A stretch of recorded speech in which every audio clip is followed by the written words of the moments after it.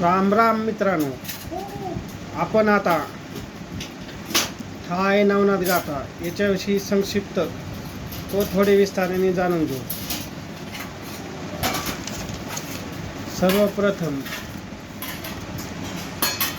या ग्रंथाच्या अनुषंगाने मच्छिंद्रनाथाने 10व्या शतकामध्ये या नाथ संप्रदायाला सुरुवात केलेली आहे. सर्वप्रथम कलियुगामध्ये याचा लोकांना मदत व्हावी त्यासाठी हा पंथ चालू झालेला आहे. नवनारायणाचा संवाद हा निमी राजेशी झालेला आहे. हे श्रीमद भागवताच्या 11व्या स्कंदामध्ये याविषयी उल्लेख आलेला आहे. श्रीकृष्ण भगवान यांच्या आदेशानुसार नवनारायणींनी हा पंथ तयार केलेला आहे. यामध्ये कवी नारायणाने मच्छिंद्र हे नाम धारण केलेलं आहे. त्यानंतर हरिनारायणाने गोरक्षनाथ, अंतरिक्षाने जलिंदरनाथ, प्रबुद्धाने कानिफनाथ, पिपल नयनाने चरपटीनाथ, अवीर अत्राने नागनाथ,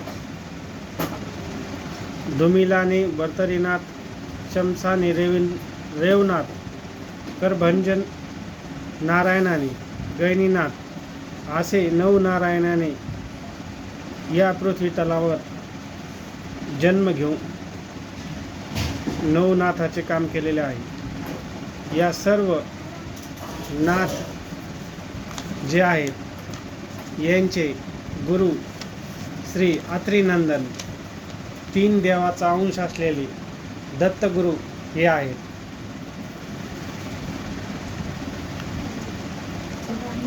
फक्त यामध्ये आदिनाथ शंकराचार्य शिव हे पार्वतीस ब्रह्मज्ञान सांगत असताना मच्छिंद्रनाथ हे मत्स्यापोटी असल्याकारणाने त्यांना गर्भ अवस्थेमध्ये शिवाकडून ब्रह्मज्ञान प्राप्त झाले. त्यामुळे आदिनाथ गुरु मच्छिंद्रतयाचा हा आपल्या ज्ञानेश्वराने गुरुपरंपरेचा अभंग घेतलेला आहे. आता यामध्ये या सर्व नाथ पंथाची साबरी विद्या स्थापन करण्यासाठी व कलियुगात त्याची लोकांना मदत होण्यासाठी पंथानं कार्य केलेलं आहे. यामध्ये साबरी विद्यावर सर्व नाथांनी किती काव्य केले हे या ग्रंथात आलेले आहे. त्यामध्ये मच्छिंद्रनाथांनी 33 कोटी 95 लक्ष एवढे काव्य केलेले आहे. गोरक्षनाथ यांनी 12 कोटी 9 लक्ष एवढे काव्य केलेले आहे. मिनीनाथ याने 5 कोटी 1 लक्ष, चरपटीनाथ याने 9 कोटी 7 लक्ष, भर्तरीनाथ यांनी 7 कोटी 4 लक्ष, रेवनाथ यांनी 2 कोटी 1 लक्ष, नागनाथ यांनी 7 कोटी 1 लक्ष, जालिंदर यांनी 34 कोटी 12 लक्ष, कानिफनाथ यांनी 6 कोटी 8 लक्ष. इतके अमाप काव्ये नाथपंथातील या नाथपंथी जे आहे नवनाथ यांनी करून ठेवलेलं आहे.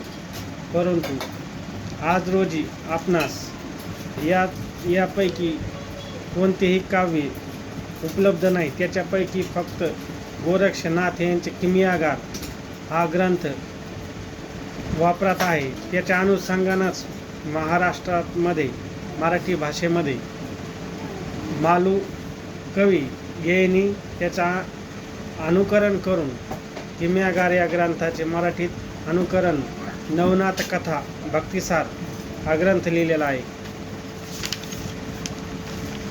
आता आपण नाथाचा जन्म कशा प्रकारे झाला आणि त्यानंतर त्यांचे कार्य आणि त्याच्यानंतर त्यांची समाधी आपण याप्रमाणे बघू. मच्छिंद्रनाथ यांचा माशाच्या पोटातून जन्म झालेला आहे. त्यांना प्रथम ब्रह्मज्ञान हे शिव म्हणजेच महादेव आदिनाथ यांच्याकडून प्राप्त झालेले आहे. गोरक्षनाथाविषयी यामध्ये कथा आलेली आहे की मच्छिंद्रनाथांनी सूर्यबीज अभिमंत्रून ते एका स्त्रीस दिले व त्या स्त्रीने ते उकिरड्यात टाकले.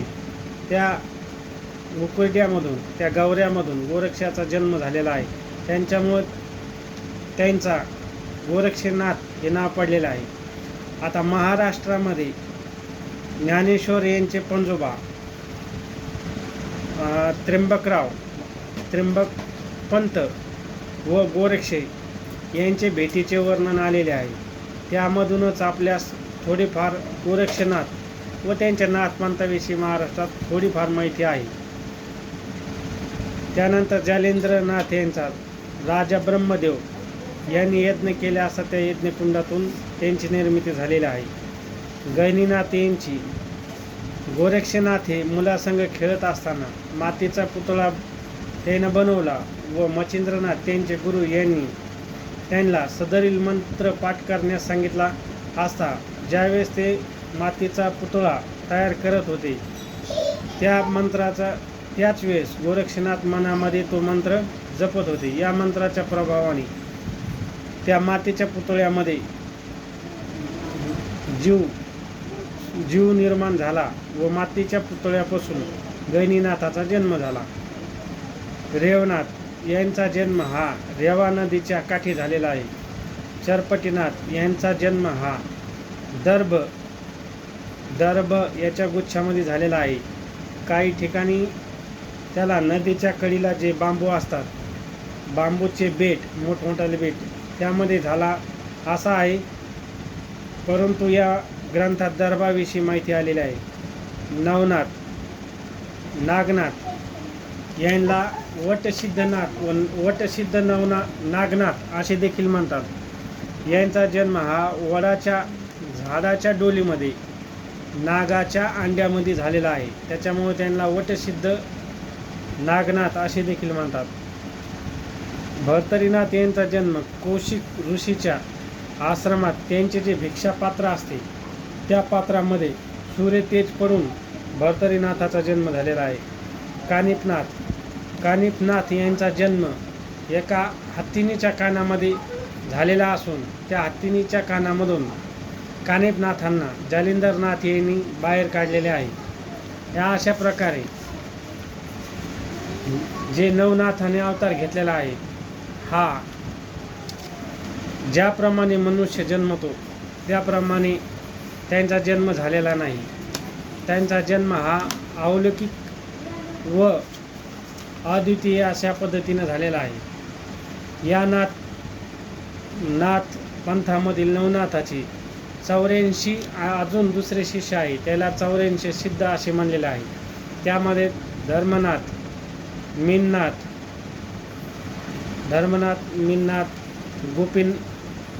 गोपीचंदनाथ असे भरपूर आहेत.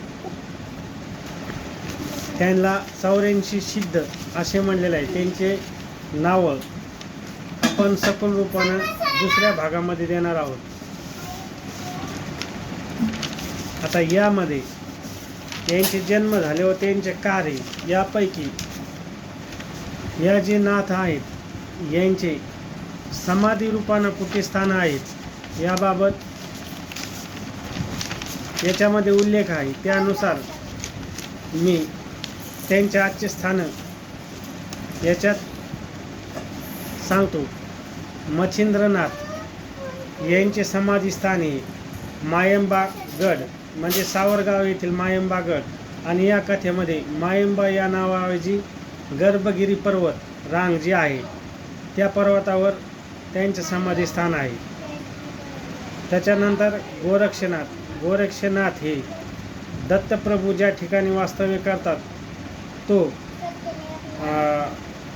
गुजरात राज्यातील गिरनार पर्वत त्याचा जुनागड जिल्हा यामध्ये आहे. महाराष्ट्रातील याच गर्भगिरी पर्वतापैकी गोरक्षगड गोरक्षनाथ टेकडी या नावाने देखील एक प्रसिद्ध ठिकाण आहे. जालिंदरनाथ यांची समाधी येवलेवाडी तालुका शिरूर कासार जिल्हा बीड राज्य महाराष्ट्र येथे झालेला आहे, समाधी झालेली आहे. त्यानंतर गहिनीनाथ यांची समाधी चिंचोली ज्यालाच गहिनीनाथ गड तालुका पातोडा जिल्हा बीड महाराष्ट्र येथे आहे. कानिफनाथ यांची समाधी मढी, तालुका पाथरी, जिल्हा अहिल्यानगर, राज्य महाराष्ट्र येथे आहे. आता तुम्हाला सांगायचे झाले तर मढी ते सावरगावहून गोरक्षी टेकडी हे जवळपास एकाच पर्वतरांगेवर आहेत. ते एकाच सर्वप्रथम आपण जर अहिल्यानगरातून आले तर मढी केल्याच्या नंतर सावरगाव येथे मायंबागड जिथे मच्छिंद्रनाथ आहेत ते, आणि त्याच्या खाली जर तुम्ही गेले तर तिथं गोरक्षी टेकडी आहे, जी मोठ्या देवी मंदिराच्या खाली आहे. भर्तरीनाथ यांची गुहा ही भर्तरी गुहा उज्जैन, राज्य मध्य प्रदेश येथे आहे. रेवनाथ यांची जी समाधी आहे ती रेवना, तालुका खानापूर, जिल्हा सांगली येथे आहे. त्याच्यानंतर नागनाथ यांचं वडवळा, तालुका चाकूर, जिल्हा लातूर यांचे वास्तव्य ग्रंथामध्ये देखील त्यांचे वडवळा येथेच आहे. ज्यावेळेस त्यानं नाथ पंथाची संपूर्ण शिक्षा मिळाली त्यानंतर त्याने त्यांचे कायमस्वरूपी वास्तव्य वडवळा येथे ठेवलेले आहे. चरपटीनाथ यांची जी समाधी आहे जी हिमाचल प्रदेश आहे, तिथे ज्वालामुखीचा जो परिसर आहे त्या ज्वालामुखीच्या परिसरामध्ये चरपटीनाथ यांची समाधी आहे. अशा प्रकारे जे नवनाथ आहे त्यांच्या समाधी आहेत. परंतु या ग्रंथामध्ये बाकी नवनाथ हे अजून संजीवनी असून बाकीचे काही नवनाथ हे सर्व भारतभर आज रोजी देखील भ्रमण करतात व बाकी त्यांचे 84 सिद्ध जे आहेत ते देखील आपल्या जनसामान्यामध्ये भ्रमण स्वरूपातून वावरत असतात. आता यामधील सर्व नाथाचे जे समाधीस ठिकाण आहे ते जवळपास महाराष्ट्र या राज्यात आहे. यापैकी फक्त गोरक्षनाथ यांचं जे ठिकाण आहे ते गुजरातमधील गिरनार पर्वत जुनागड येथे आहे. त्याच्यानंतर जे भर्तरीनाथ आहे त्यांचे ठिकाण मध्य प्रदेश उज्जैन येथे भर्तरी गुहा म्हणून प्रसिद्ध ठिकाण आहे तिथे आहे. त्यानंतर जे चरपटीनाथ आहे यांचे हिमाचल प्रदेश वगळता बाकी सर्व जे नाथ आहे 6 यांच्या समाधीस्थानी हे महाराष्ट्रात आहे. महाराष्ट्र जी संतांची पावनभूमी आहे त्यामध्ये 12 ज्योतिर्लिंगापैकी 5 ज्योतिर्लिंग, 9 नाथापैकी 6 नाथाच्या समाध्या महाराष्ट्रात आहे. तसेच अष्टविनायक आहेत. महाराष्ट्र ही देवाची भूमी आहे. यामध्ये सर्व संत महंताच्या भूमी आहेत.